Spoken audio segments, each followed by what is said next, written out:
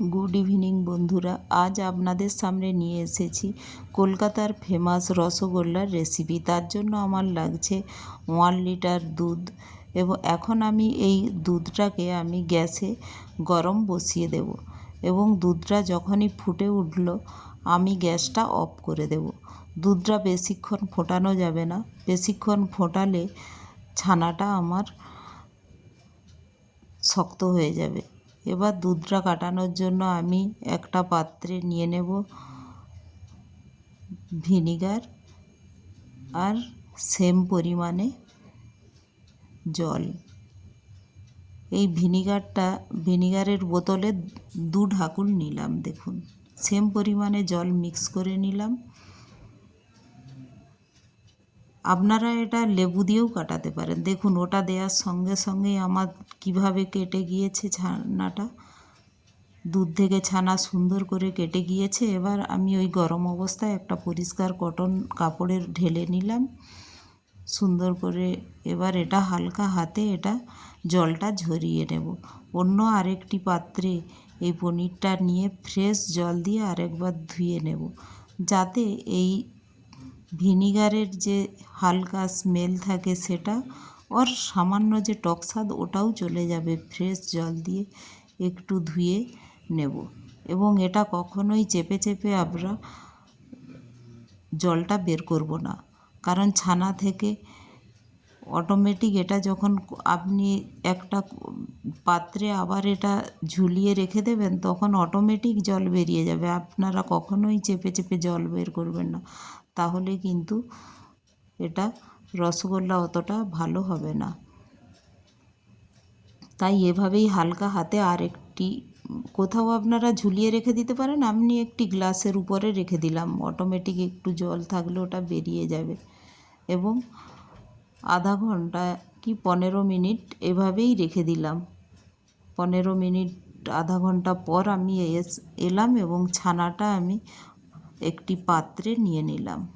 ওই ছানাটা হাতের সাহায্যে আমি ম্যাশ করে নেব। আর দেখুন, ছানাটা সুন্দরভাবে এভাবেই হালকা হাতে রেখে দিতেই, কটন সমেত কাপড়টা ঝুলিয়ে রেখে দিতেই কত সুন্দর হয়ে গেছে। এবার হাতে করে আমি সুন্দর করে এটা ভেঙে ভেঙে নেব এবং চেপে চেপে ম্যাশ করে নেব। এটা আমি কন্টিনিউ এখন 5 মিনিট ম্যাশ করতে থাকবো এবার 5 মিনিট ম্যাশ করার পর আমি হাফ টিস্পুন ময়দা অ্যাড করলাম এবং ওই ময়দাটাকেও ভালো করে এভাবে মিক্স করে নিলাম ছানাটার সাথে, ভালো করে পুরো ছানাটার সাথে ভালো করে দেখুন মিক্স করে নিচ্ছি। এবং মিক্স করার সময় দেখুন 5-6 মিনিট মিক্স করার পরই হাতে আর লাগছে না।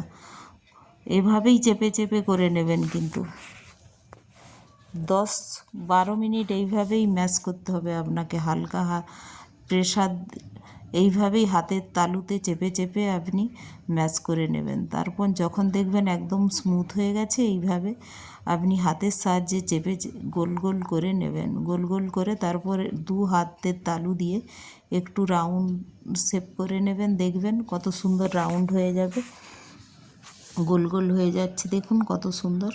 এবং হাতে দেখুন একটা তৈলাক্ত ভাব দেখা যাচ্ছে। ওই জিনিসটা যখনই আসবে বুঝতে পারবেন যে ম্যাশ সুন্দরভাবে স্মুথ হয়ে গেছে ছানাটা।